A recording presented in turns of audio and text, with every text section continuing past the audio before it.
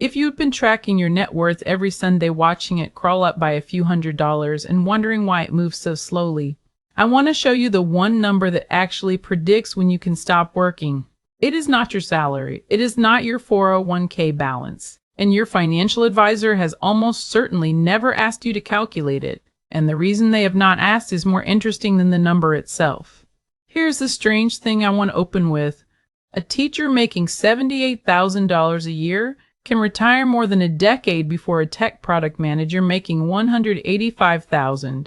Same markets, same tax rates, same number of working years. The only difference is a single ratio that neither of them was ever taught to calculate. And once you see how this ratio actually works, a lot of the financial anxiety you have been carrying starts to make a different kind of sense.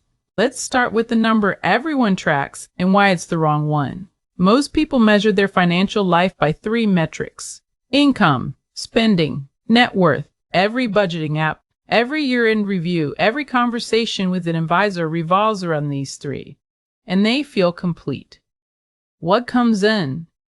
What goes out? What you have?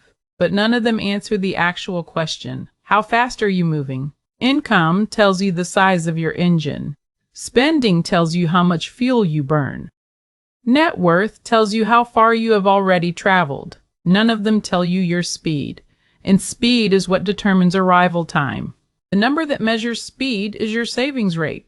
It is the percentage of your take-home pay that actually converts into future wealth. And here is why it matters more than any other metric. A person saving 25% of their income reaches financial independence in roughly 32 years. A person saving 5% needs 66. That gap is not 10 years. It is 34 years. It is an entire second career. This is not my math. This is the math behind every retirement calculator ever built. A software engineer named Pete Adini laid it out in a blog post over a decade ago, and every serious financial researcher has since confirmed the same conclusion. Your time to financial freedom depends on one variable, not how much you make, not how well you invest, not what the market does, the percentage of your pay that stays yours. This is Sarah's Money Map, where we try to understand the mechanics of money clearly enough to stop worrying about them. If that sounds useful, consider subscribing. Now here's where the liberation starts. When most people try to calculate their savings rate, they look at the wrong account. They open their checking account. They see what was left at the end of the month. They see 2 or 3%.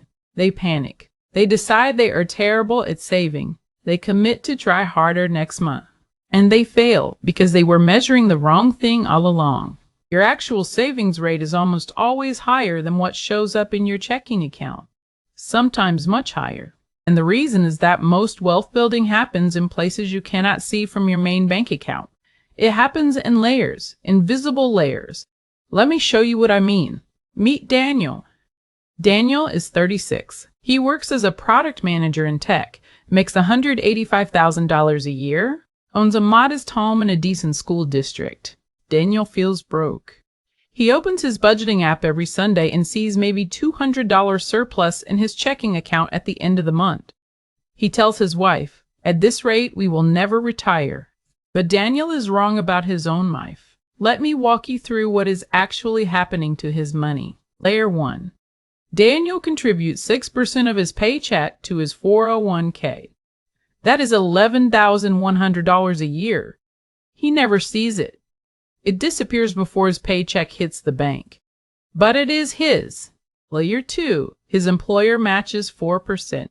That is another $7,400 a year. It never appears in his paycheck at all, but it lands in his retirement account every month. Vanguard's How America Saves report tracks this across nearly 5 million workers, and the typical employer match sits around 4.6% of pay.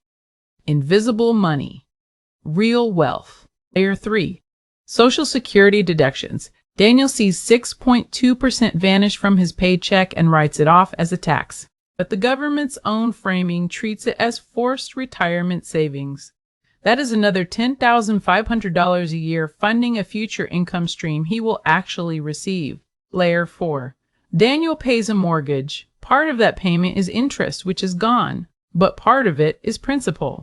In year 4 of the 30-year mortgage on a $500,000 loan, roughly $3,800 a year of his payments is quietly converting into equity. He feels it as an expense. The Consumer Financial Protection Bureau classifies it as wealth building. Now let's add it up.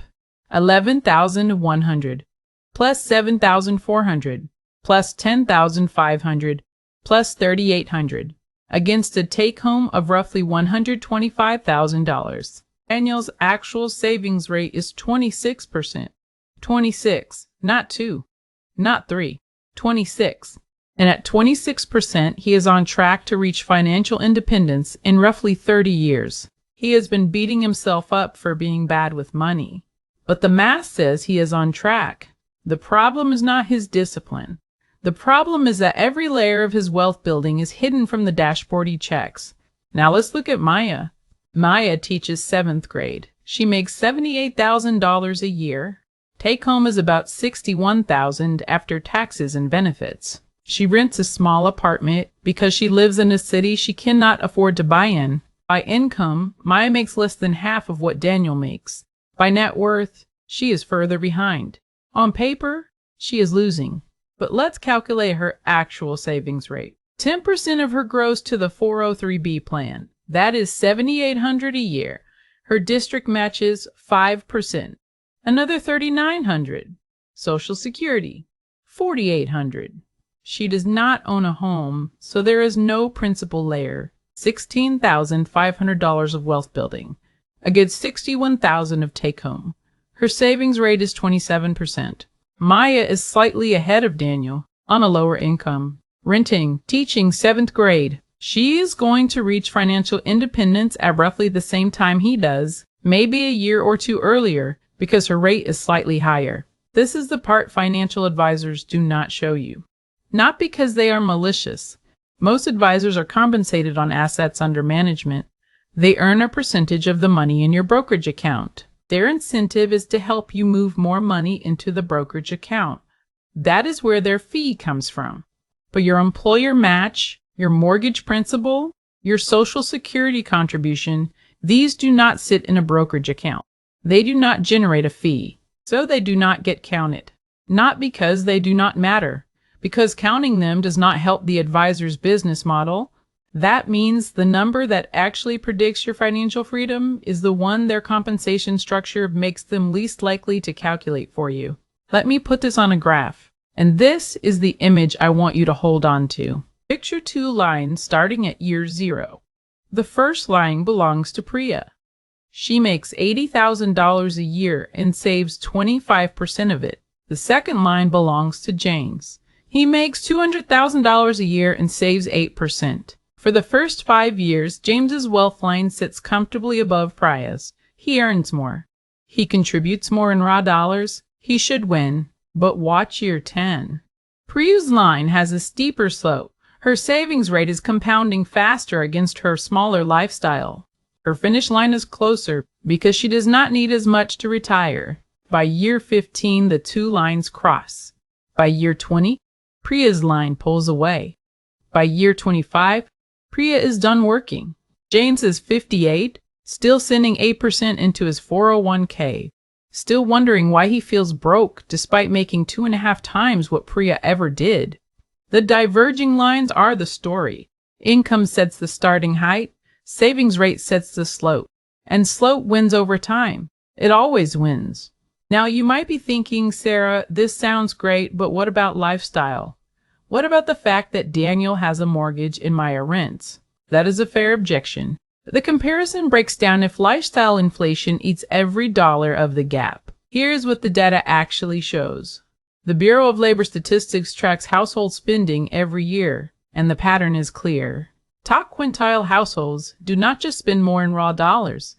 They spend more as a percentage of income on housing, on transportation, on the categories that lock in fixed costs. The higher the income, the more the lifestyle tends to expand to meet it. This is why 36% of Americans earning over $200,000 a year report living paycheck to paycheck, not because the income is low, because the spending line shadows it.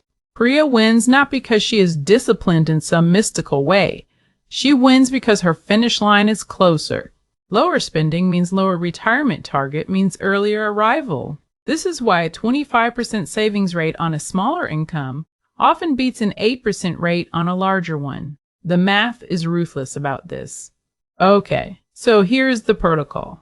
If you do nothing else after watching this, do these 4 steps this weekend in about 20 minutes. Step 1.